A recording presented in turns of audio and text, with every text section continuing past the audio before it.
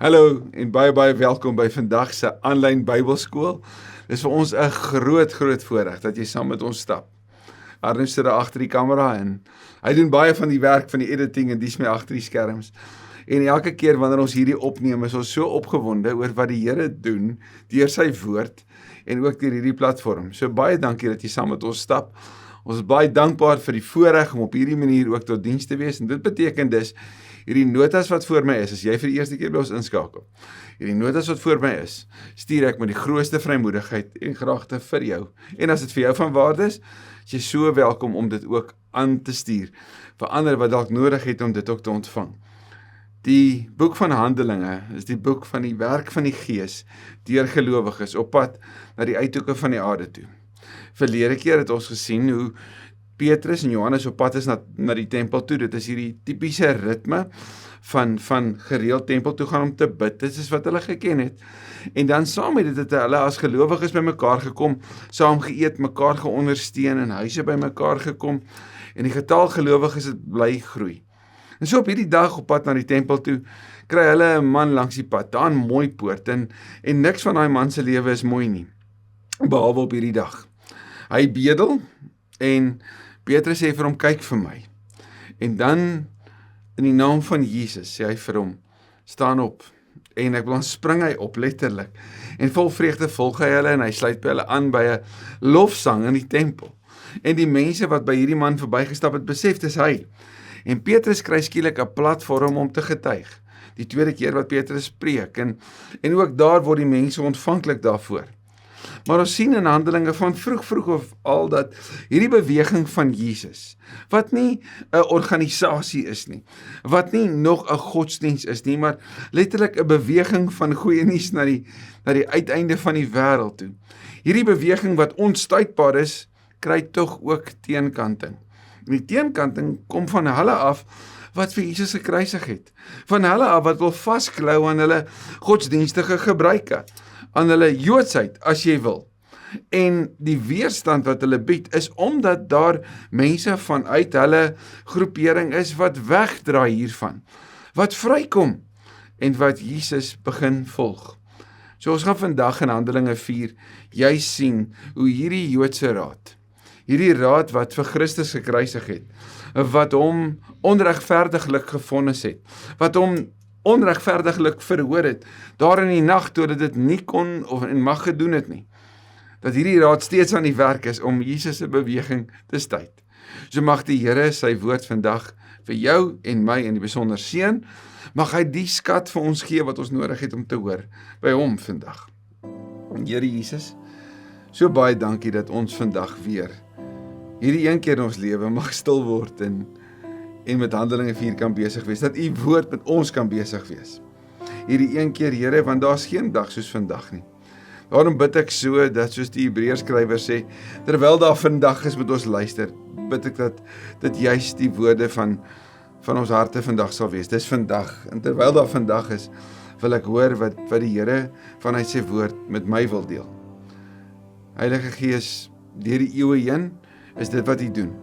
Vanuit die woord bring jy ons na nuwe openbarings, nuwe ontdekkings, nuwe besef, en 'n dieper ken van u en 'n dieper liefde vir u. So wees asseblief van die woord vandag, ons bid dit in u naam. Amen. Handelinge 4, die opskrif Petrus en Johannes voor die Joodse raad, vers 1. Petrus en Johannes was nog besig om met die mense te praat, toe die priesters en bevelvoerders van die tempelwag en die Sadduseërs op Petrus hulle afstorm. Hoor mooi, die konteks hiervan is die deel van die goeie nuus en die bedreigende gevaar. Om op iemand af te storm is 'n beskrywing van ek kom dreigend voor na jou toe, nê. Ek kom om jou te intimideer. Nou hierdie groepering van mense wat hier genoem word, is 'n getal van 70 plus 1 wat die Sanhedrin verteenwoordig. Die priesters wat meestal Sadduseërs was, die familiehoofde wat die hoofde was in daai omgewing, en dan die skrifgeleerdes wat staan ook vir die Fariseërs. Hulle kom op hulle af. Daar was 5 groeperings in die Joodse geloof gewees. Die Sadduseërs wat net geglo het in die Pentateeg, die eerste 5 boeke, en hulle was die priesters hier genoem, die Fariseërs, die Esseners, die Selote. Dit was die 4 groeperings, wat bestaan het in daai tyd. Die Sadduseërs het nie geglo in die opstanding nie.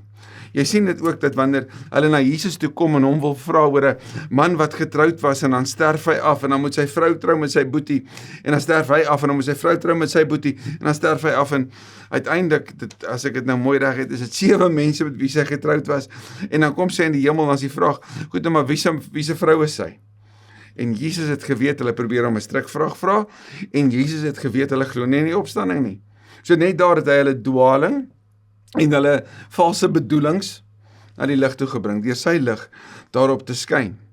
En ons sien dis dat die Sadduseërs wat nie glo in die opstanding nie, steeds daai gebruik om verwydering te veroorsaak, maar dit is ook die oomblik wat die gelowiges baie vinnig besef het, hulle kan gebruik om 'n argument tussen die Fariseërs en die Sadduseërs weet los te maak. So, daar is hulle op pad na Petrus hulle toe. Dis interessant dat hierdie groeperinge wat van mekaar verskil het, wanneer hulle een vyand het, een persoon het wat hulle op wil afstorm en wil stil maak dat hulle skielik 'n eenheid is, nie waar nie?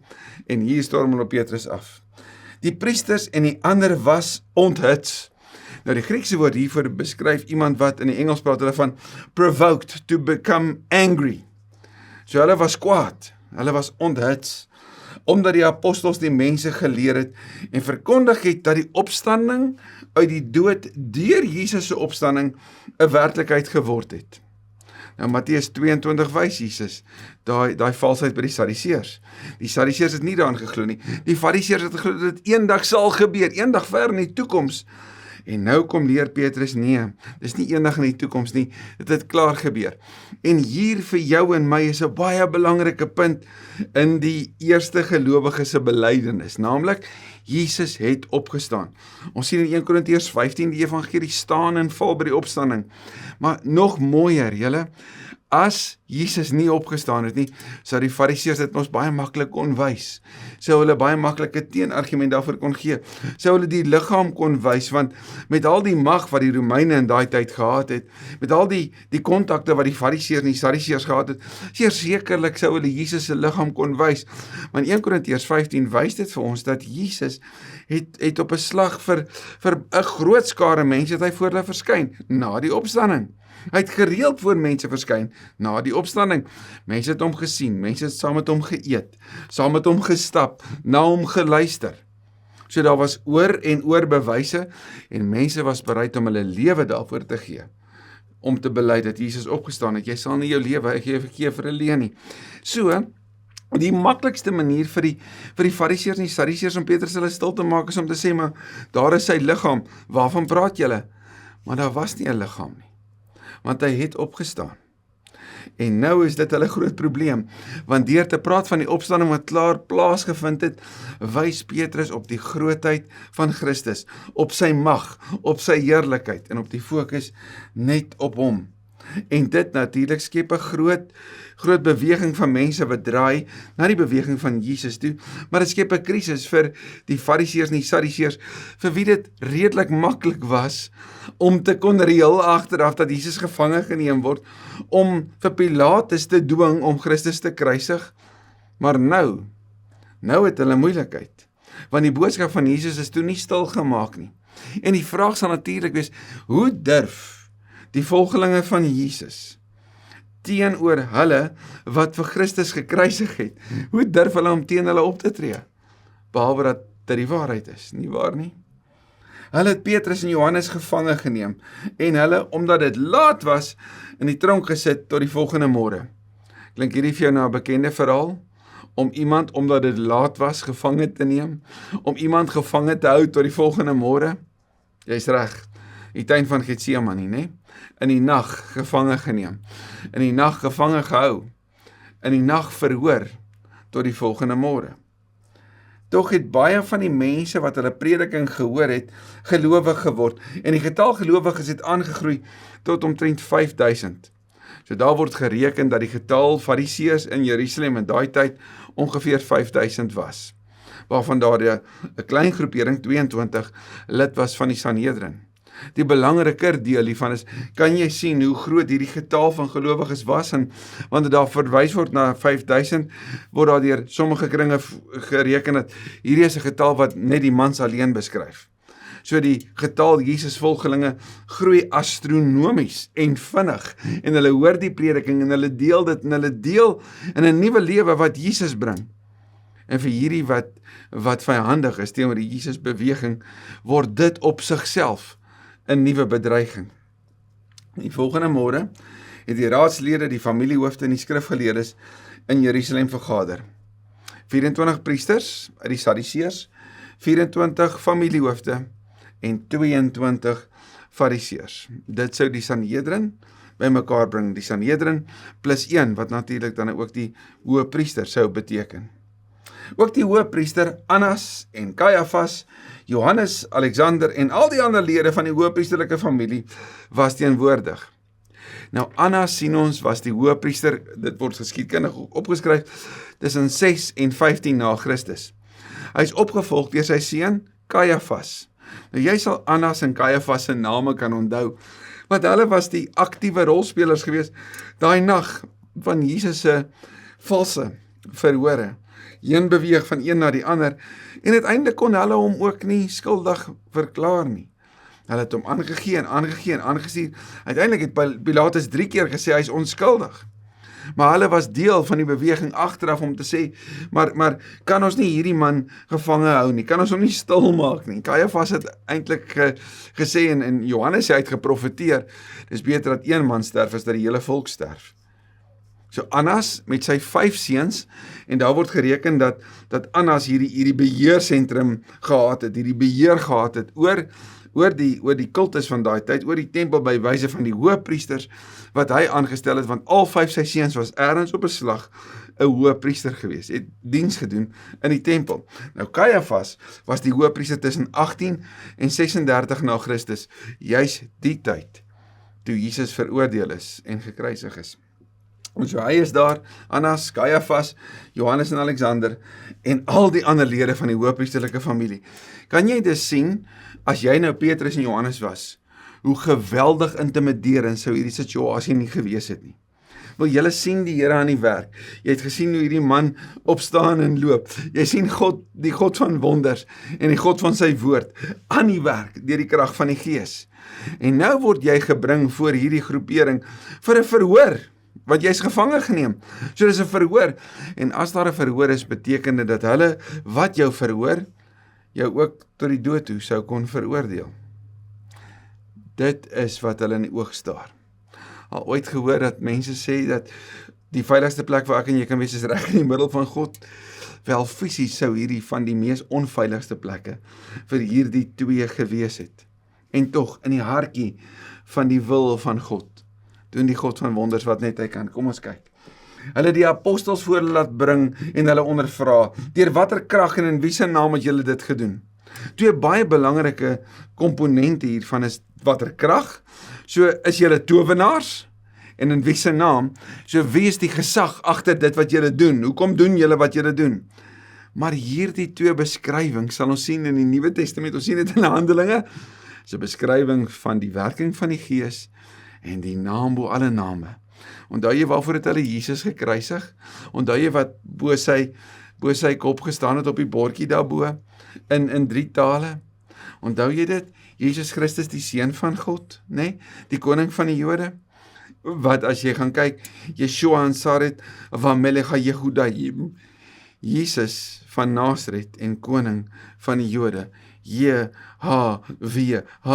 Yahweh, die naam bo alle name. Dis waarvoor Jesus gekruisig is. En wie se naam? En ter watter krag, vra hulle. Toe het Petrus, en hier is hy mooi, vol van die Heilige Gees. Hier is nou die 3de keer al in Handelinge wat ons Petrus aan die woord hoor. Hierdie visser van mense wat nou die goeie nuus deel. Hy het vir hulle gesê, raadslede van die volk en familiehoofde, julle verhoor ons vandag oor die weldaad aan 'n siek man en oor hoe hy gesond geword het. Hierdie man wat voor die tempel daar in Mooipoort gestaan en bedel het, wat nou loop, nou verhoor julle ons. Nou die belangrike is, ons sien dit by Jesus. Elke keer wanneer hy iemand genees, en is dikwels op die Sabbat, want Jesus plus Sabbat is gelyk aan moeilikheid. Wanneer hy aan iemand 'n weldaad doen, dan kom hy in die moeilikheid. So weer eens hier, Petrus, net so sy Here vertel, ons het 'n weldaad gedoen en nou veroordeel ons. Julle almal in die hele volk Israel moet weet, en hier is dit nou, dat in die naam van Jesus Christus van Nasaret is, dat hy hier gesond voor julle staan. Die Jesus vir wie julle gekruisig het, maar wat God uit die dood opgewek het. Daai is so 'n baie intense kort samevatting van die evangelie. Die naam bo alle name, Jesus, die redder, Christus, die gesalfde, van Nasaret uit Galilea, vanuit sy naam, staan hierdie man gesond. Hierdie Jesus wat julle gekruisig het, en ons was getuies, ons was daar, ons weet, wat uit die dood het opgestaan het, ons was daar, ons is getuies, ons het hom gesien.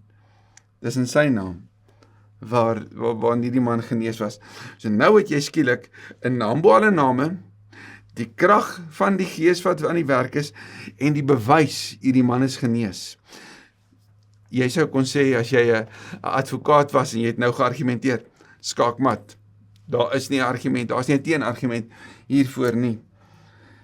Maar Petrus gaan verder, en dan haal hy Psalm 118 aan, soos wat Jesus dit ook aangehaal het. Jy sal dit sien daar in Matteus 21 en Lukas 21. Petrus sal dit self ook aanhaal daar in 1 Petrus 2. Hierdie hele gedagte van die hoekklip, die hoeksteen, die belangrikste steen, wat die hele gebou as dit ware bymekaar hou, né? Jesus, die hoeksteen, kyk mooi, hy is die klip wat deur die bouers afgekeur is.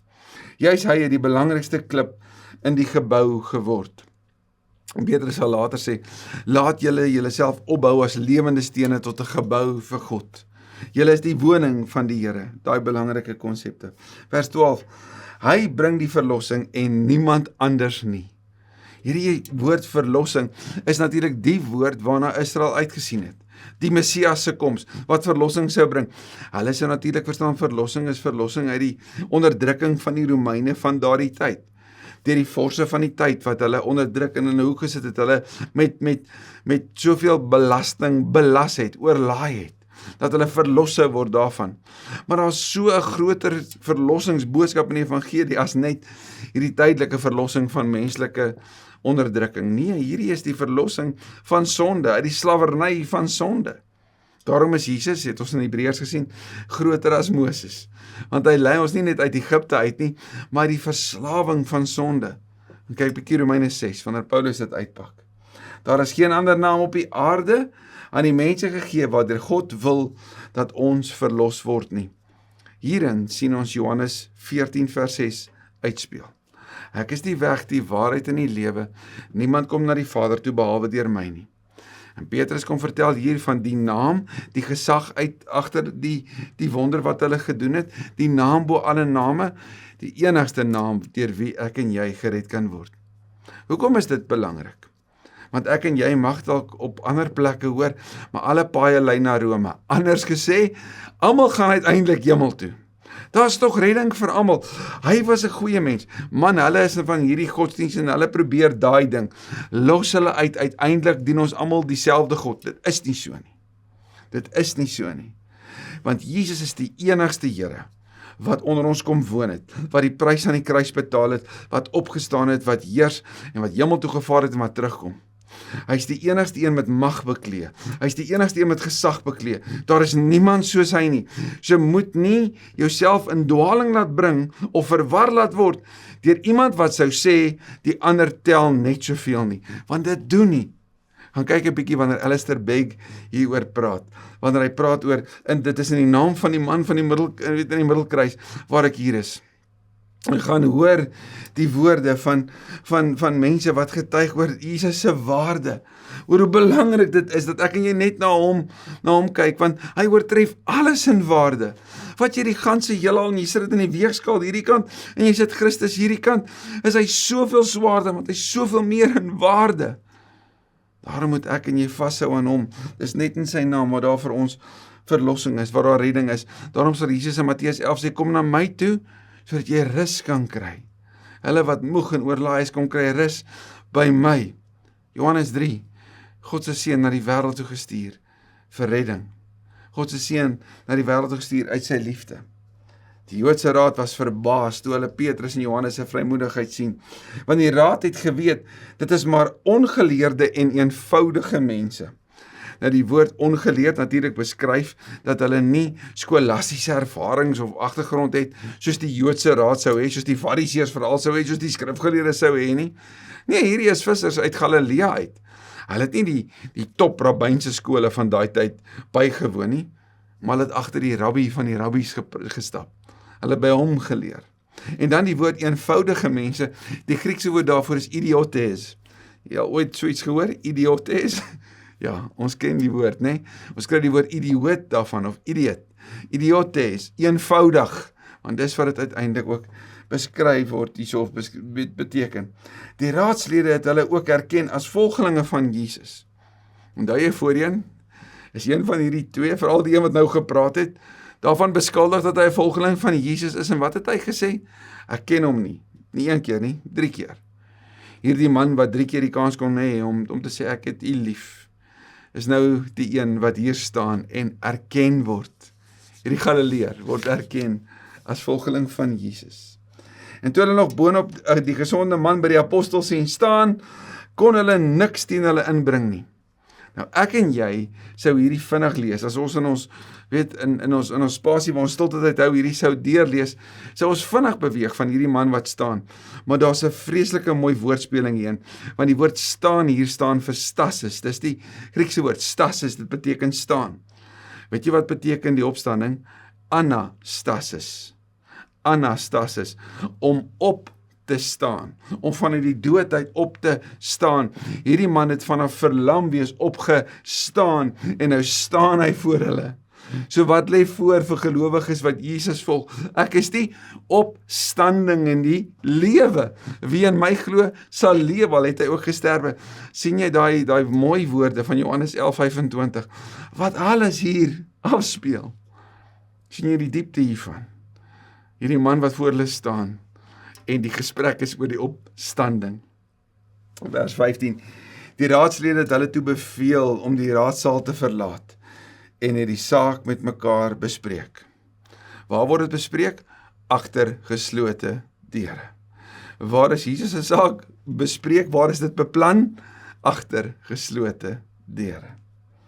Wat gaan ons met hierdie man maak, het hulle gevra. Dat 'n onmiskenbare wonder deur hulle plaasgevind het, is vir al die inwoners van Jerusalem duidelik. Onthou jy daar in Johannes 11 gebeur daar 'n wonder. Lazarus word uit die dood uit opgewek.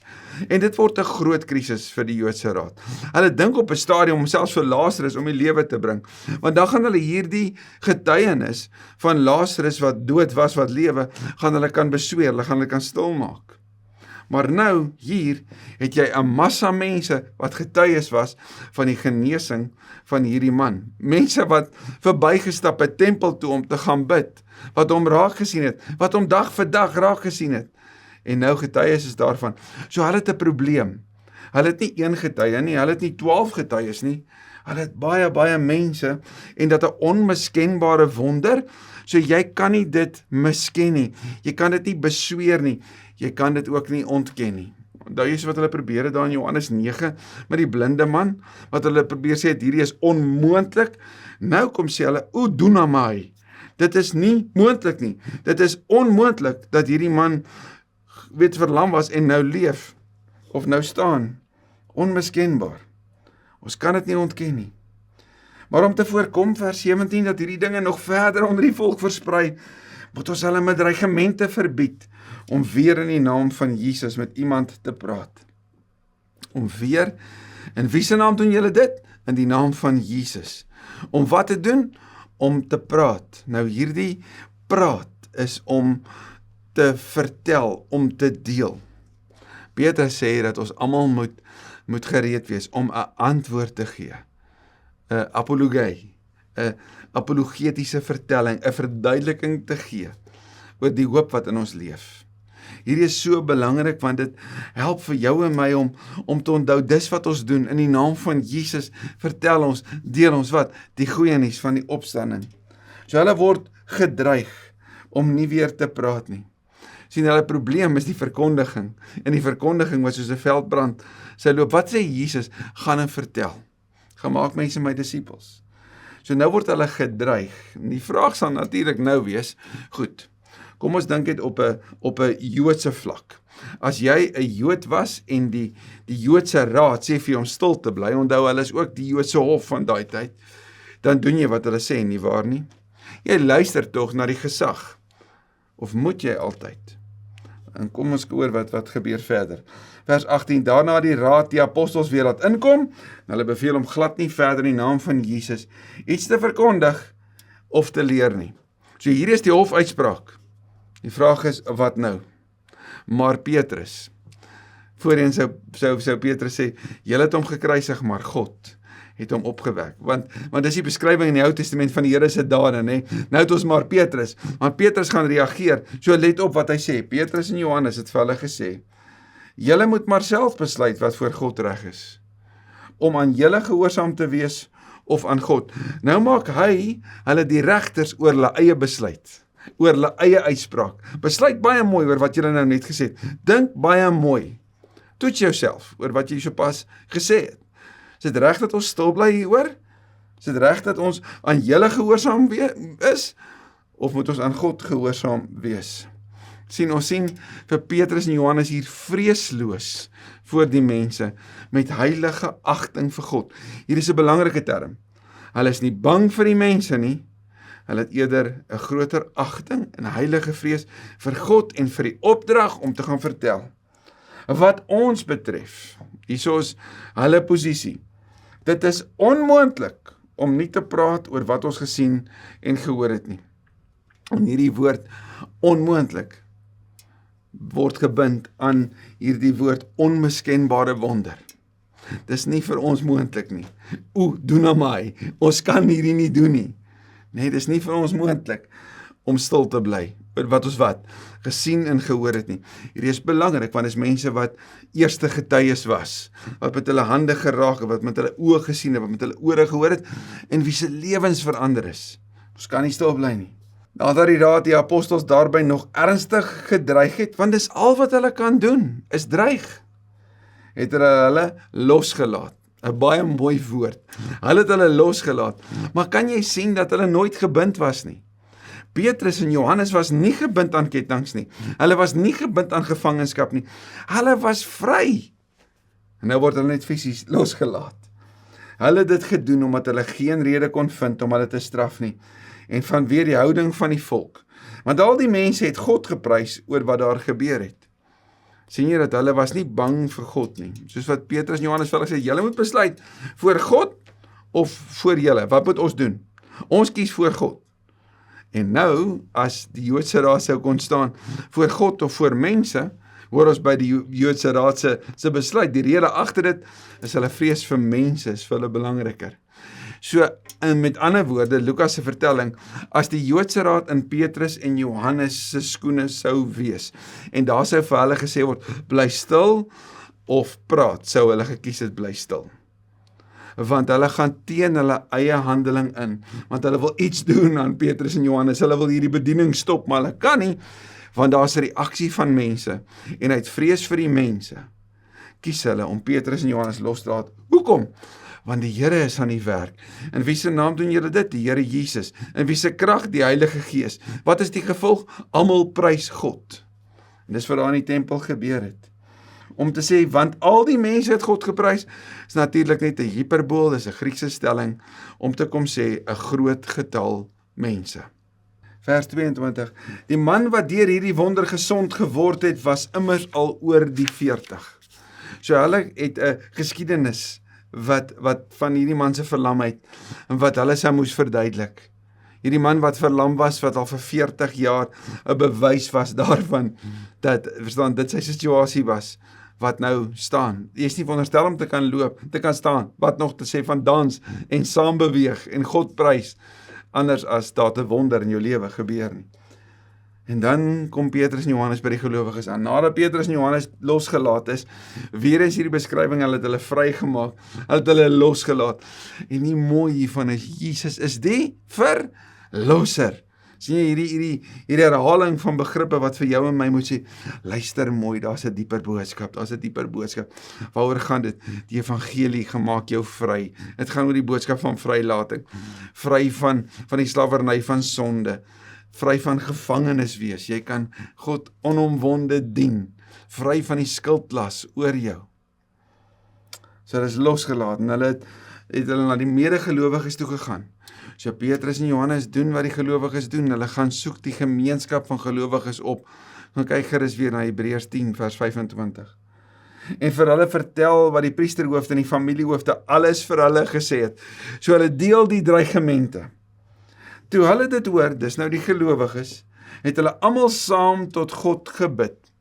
Nou toe ons die pastorale briewe gedoen het, sou jy sien daar in 1 Timoteus, sommer vroeg in hoofstuk 2, word vertel van 'n gemeente wat bid.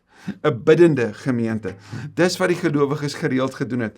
By mekaar gekom, gebid, die woord bestudeer, God geprys, saam geëet en in mekaar se lewens gedeel. So hier nou, die eerste beweging, nadat hulle dit gehoor het, is nie 'n beweging van plannetjies maak nie. Hoor mooi, dis 'n beweging terug na God toe, wat die krag en die bron is, die een wat hulle gestuur het, die een in wie se krag hulle dit doen, in wie se naam hulle dit doen, in wie hulle afhanklik ook vanaf is. So hier bid hulle en hulle sê, Here, dit is U wat die hemel en die aarde en die see en alles wat daar is gemaak het. So net weer 'n beskrywing van God as die skepper. Nou kyk 'n bietjie mooi, Johannes 1, Kolossense 1, wat oor Christus gesê word, oor Christus in die skepping. Jy kan selfs Hebreërs 1 ook gaan sien. Here, U is die Here van alles, U is die Here bo dit alles, né? Nee? En onthou Matteus 6, wat het Jesus sê? Laat U koninkryk kom. So U die Here van die hemel, wat die aarde en alles daarop, waarvan ons deel is, gemaak het. Hoor mooi, Here. En hier het deur die Heilige Gees by monde van ons voorvader Dawid die dienaar gesê, waarom het heidenasies te kere gegaan en het volke sinnelose planne beraam. So Here, U is die skepper. En Here, U woord sê, en nou haal hulle Psalm 2 aan. Nou wil ek jou net weer daarop wys, die Nuwe Testament help ons om te verstaan hoe ons wat volgelinge van Jesus is, na die Ou Testament moet kyk. Ons kyk deur die lens van die Nuwe Testament en op geen ander manier nie. Want sien, wanneer jy deur die lens van die Nuwe Testament kyk, dan breek die Ou Testament vir jou oop, op maniere wat dit op geen ander wyse kan nie. Want jy sien skielik die heenwysing van die Ou Testament na Christus toe. Jy sien die openbarings wat waar word in Christus, dat dit die vervulling kry in Christus, dat alles na hom toe wys. Gaan kyk weer, Kolossense 1 vers 15 tot 20. Hy is die middelpunt van dit alles, hy is waaroor dit alles gaan. So daarom, wanneer Psalm 2 aangehaal word, en Petrus dui daarop, en die gelowiges wys daarop, en hulle praat vanuit die psalms, maar in hierdie geval bid hulle vanuit die psalms, dan sê hulle, Here, maar dit wys op U. By wonde van Dawid het U gesê, of is daar gesê, waarom het heidenasies te kere gegaan, en het volke sinnelose planne beraam. So 'n verwysing natuurlik na hierdie Sanhedrin, wat so opgetree het. Die konings van die aarde het in opstand gekom en die heersers het saamgespan teen die Here en teen sy gesalfde. Nou as jy die psalms gaan lees, sou jy kon sê, maar hier is 'n verwysing na Dawid. Maar die gelowiges van die Nuwe Testament sien 'n baie groter boodskap hierin. Hulle sê, Here, kyk net mooi, hier's 'n optrede teen die gesalfde. En die woord gesalfde in die Grieks is die woord Christus. En die Here in die Ou Testament, Jahwe, Nuwe Testament verwys natuurlik die drie enige God. Die Vader is Jahwe, Jesus is Jahwe, die Gees is Jahwe. So teen die Here en sy gesalfde. Dit is wat werklik in hierdie stad gebeur het. Sien jy hoe besef hulle dit? Hoe beleef hulle dit? Dat die psalms word waar hier in hulle konteks. Herodes en Pontius Pilatus het met heidenasies en die volk Israel saamgespan teen U heilige dienaar, Jesus, wat deur U gesalf is. Jesus, die heilige dienaar.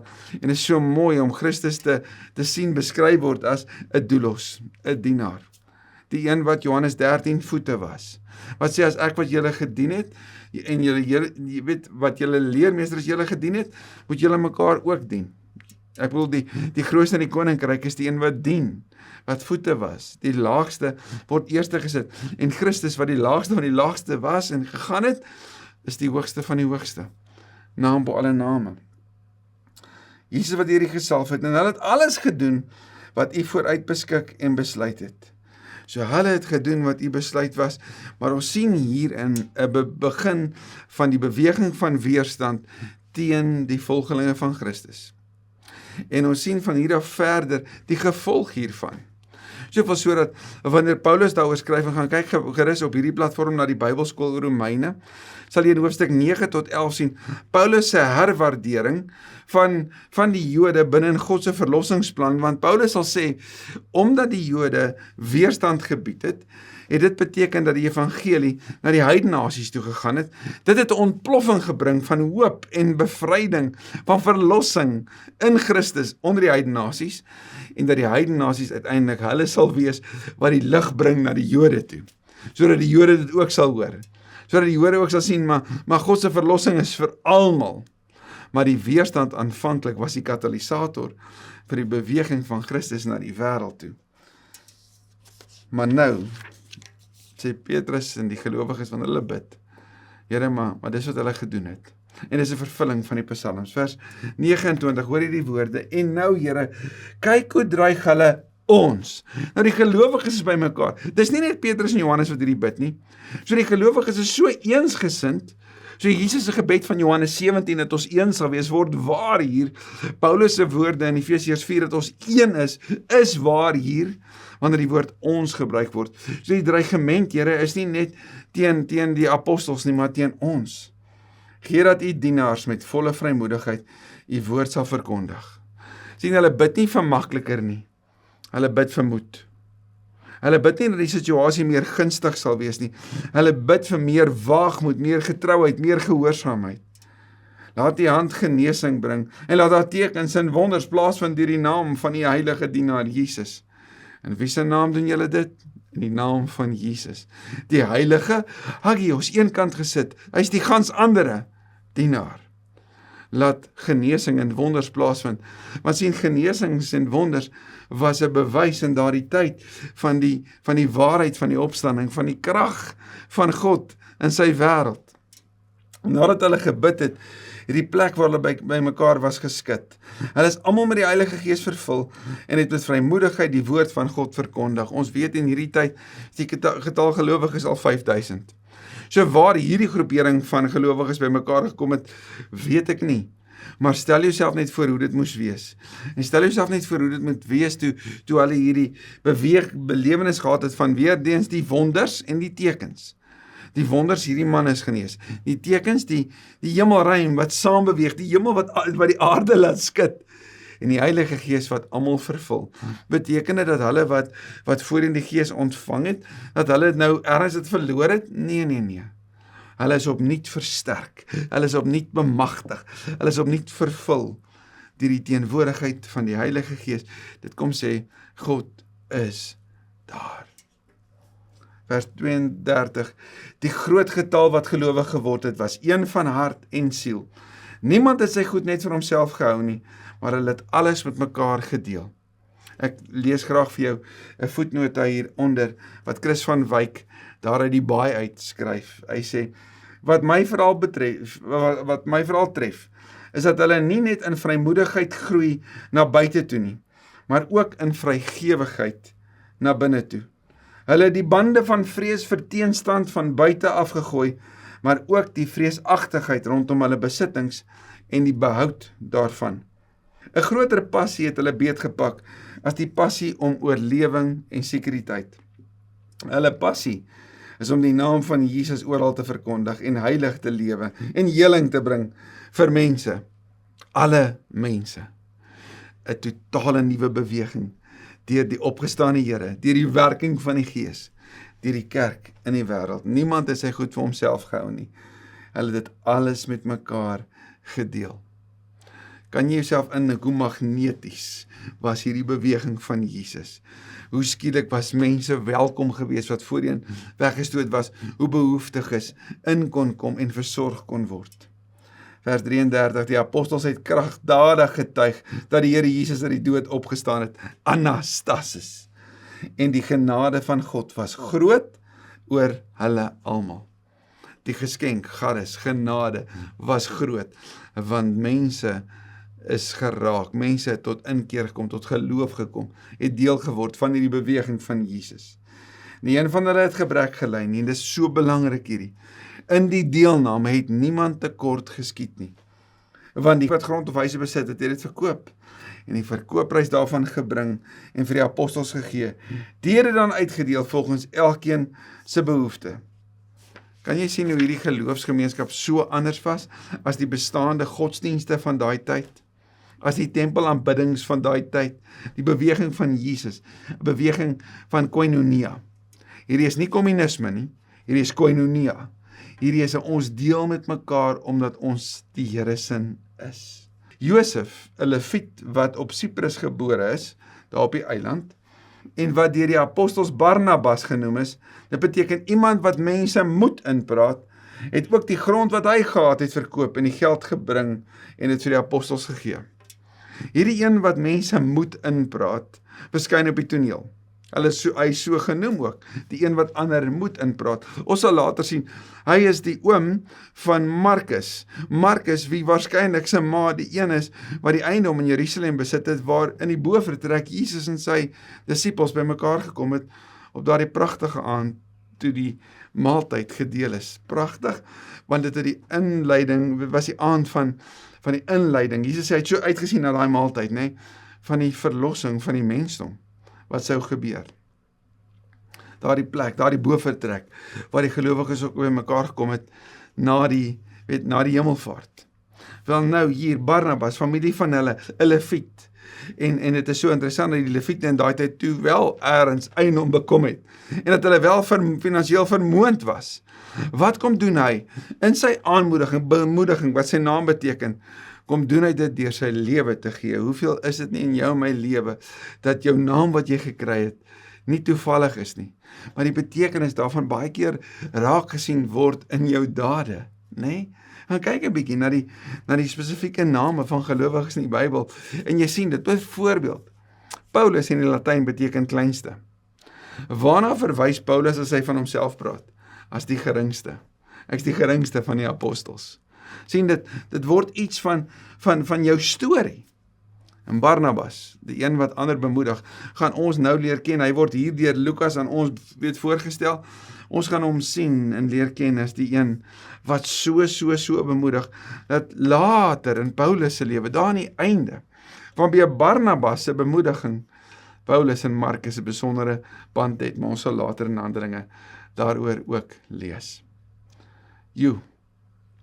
Wat 'n hoofstuk. Hierdie hoofstuk van Anastasis.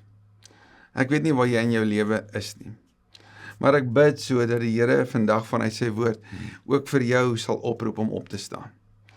Om op te staan en te loop, om in beweging te kom.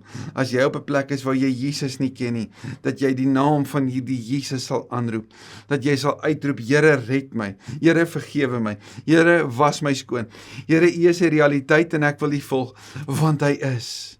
En hy is die mooiste mooi. Hy neem vir jou nes jy is. Hy was jou skoon, hy bemagtig jou deur sy gees, en hy gaan saam met jou. Want Jesus is op pad na die uithoeke toe. Dis sy boodskap, dis sy bedoeling vir jou en my, om dit met almal te gaan deel. Want Jesus kom terug. En wanneer hy terugkom, moet ek en jy gereed wees. As vandag jou dag van Anastasis is, bid ek dat jy met vreugde sal dans, soos daai man, wie sy lewe werklik mooi geword het by die mooi poort. Amen.